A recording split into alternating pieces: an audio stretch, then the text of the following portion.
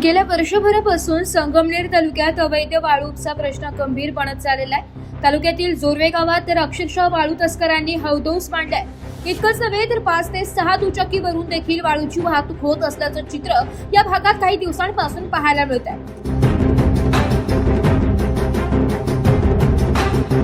2 दिवसांपूर्वी मध्यरात्री एका 4 चाकीची तोडफोड केली असल्याची धक्कादायक घटना जोरवे गावात घडली। सदर घटना ही एका सीसीटीव्ही कॅमेऱ्यात कैद झाली आहे। आपण दृश्यांमध्ये बघू शकता की कशा पद्धतीने कारची तोडफोड केली जात आहे।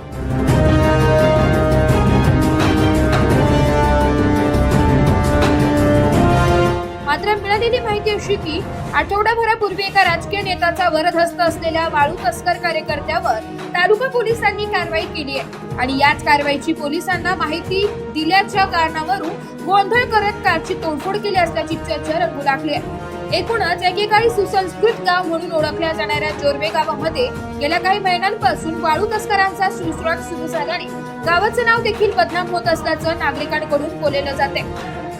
त्यामुळे आता या वाळू तस्करांवर अंकुश कसा बसणार अशा प्रकारांमधून आणखी गुन्हेगार जन्माला येणार अशी भीती देखील व्यक्त केली जाते।